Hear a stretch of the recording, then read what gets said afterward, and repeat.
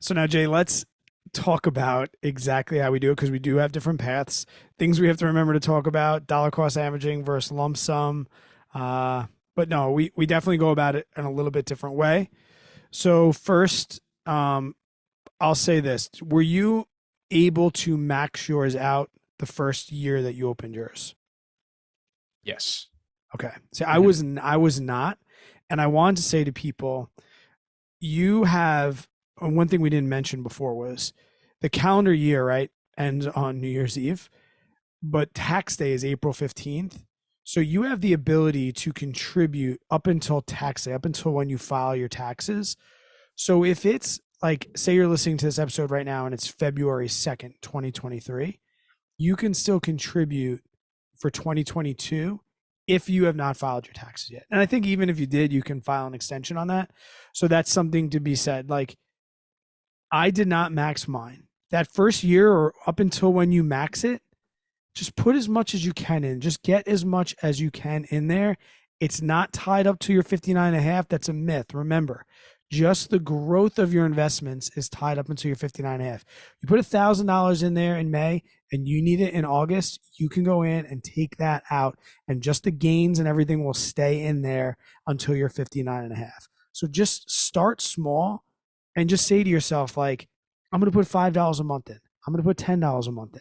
I'm going to, whatever you can do, work yourself up to the point where, that 550, I think is the monthly contribution now to hit it, that you can work your way and get to a position where you have $5,500 or $550 every month that you can put in. But you were golden. You were able to jump right into it. I think so. It was a long time ago, but I'm pretty sure I used to be like a dollar cost average guy. So I Okay. remember, I think it's $500 for 6 grand for the year. Um, so So I remember putting like $500 every single month in for the January to December, and that's kind of what I did. now we can knock that dollar cost averaging versus lump sum. Like when you were doing that, did you have the money to pay more than five, or was like that 5,000 a month? Was that like what you could do? Like, could you have just lump summed it in on the first of the year, or did you always have to or slash want to spread it out throughout the year? So when I first started, I would say that I know I probably had the cash in like my savings account, but it was one of those things where I didn't want to like drop it by 6 grand, because Okay, that was a lot to me back then. right. Which is it's still a lot now, but Mhm. it was a lot more to me back then. So I felt more comfortable just doing the $500 every month. Lindsay and I could both cash flow it out of our paychecks. We never had to tap into savings for it. So it was something it worked well for us. Right. But then as time went on, when I could have easily lump summed it at the beginning of the year, I guess I just always got accustomed to just seeing that $500 going in every single month, and I got comfortable with it. So I just never changed it Okay. until maybe a year ago. I am always going to be a lump sum. Like my goal was to pay it off. It took me 3 years to max it.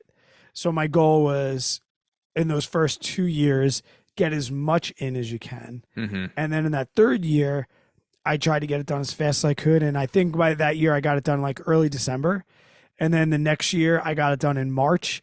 And then the next year, which was last year, I was able to just get it in on the first of the month. And like that only because I just like it was a game to me because on Vanguard shows you the percentages that you have to max it. And I was like, but It's also also to something checked off your list. right. And I also am a firm believer in lump sum investing when you can. Yeah, yeah. So, you want to go on like how we do this now? Because like I Well, I mean, you don't. Well, we could start with like how I'll tell you this just because we were just talking about the contributions. Right now, I pay mine on the first of the year, but I have an M1 account that I put $250 in every single week to into my investment that's in my Roth IRA to grow it for next year. So essentially, I'm dollar cost averaging right now for my okay. lump sum investment next year. I'm 1 year ahead now. hang on. So your M1 finance account is like a taxable brokerage, and then you pull the 6 grand out of that to go put it into. Yes. Okay, I got it. So right now I'm essentially getting the same as if my money was in the Roth, but I'm just going to get taxed on it if there's gains. So why not just keep that money in there and take another 6 grand out of your savings and put it in the Roth? What do you mean? Like, why wouldn't you keep the money in your taxable brokerage account and then just pull 6 grand from like your savings? That way you don't have to sell off any investments. If I am financially able to do that, that's what I'll do. Oh, I got you. Okay. Yeah, like okay. this is just a safeguard because I don't know where Cool. I'll be. Yeah. But yeah, absolutely. Like if I came into 12 grand Right. in December, yeah, I'm not going to sell off those investments. I get it. Okay. I just don't know. I'm just trying to like budget out through the year, and I just know that if I at least do this $250 a week, that's going to cover my wife and I if I have no money at the end of the year. Cool. Which probably was not going to be the case. Yeah. But like, so I'm still doing this through the back door. Hmm. You no longer are using your Roth. I mean, that's different than a year ago, right? Like this is your first year you didn't do your Roth. Yeah. So 2021, I did not invest in my Roth. And that was for a couple reasons. One, because my income for 2021 was very elevated and not the norm. I also am self-employed. So I have what's known as a SEP IRA, which is a tax deferred account. Mm-hmm. And there is, again, this is going to get a little over my head tax wise, but this was with discussing with my CPA. This was best determined for me and him, in the conference room. He gave me the list of la da da, and I decided not to invest in the Roth with the back door.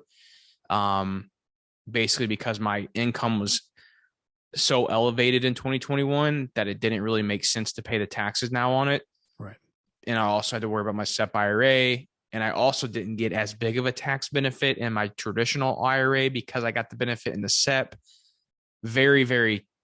It was messy, complicated, and just something I can't really explain on a podcast because honestly, I would need my CPA's help to help me explain it. But I'll tell you that no, I can clarify it a little bit.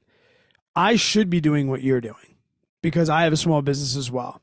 Right. Essentially, by having the SEP, it has a much higher contribution limit, way above the 6,000 in the Roth.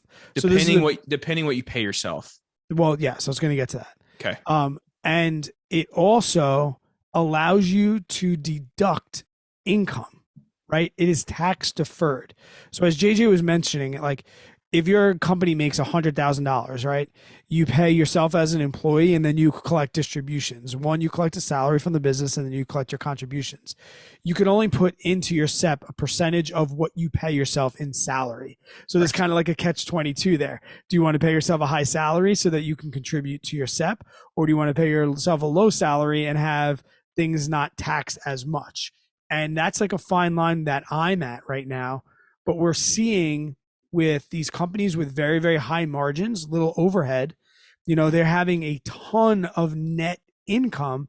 And one of the best ways to avoid that huge tax burden right now is to put it into your essentially a SEP IRA is essentially like your Roth IRA. I mean, your 401k or 457 for yourself. Yeah, correct. And then also too, the way my business is structured. If there's any business owners that are out there listening to this right now, they're like, oh, this kind of applies to me, is I have my business set up as an S Corp in order to pay myself a salary because I'm technically an employee of my company. Yeah.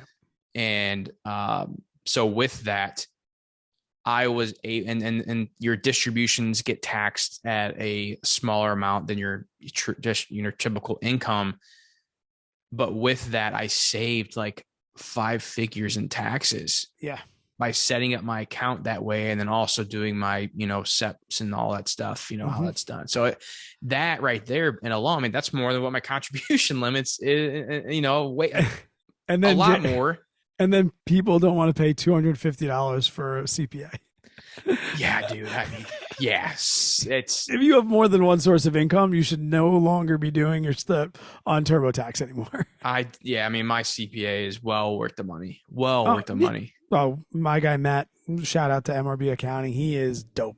Yeah. He not sponsored, but yeah. So I wanted to say, like, I should be doing that. Like, I'm almost shooting myself in the foot a little bit by still doing the Roth. And these are good problems to have.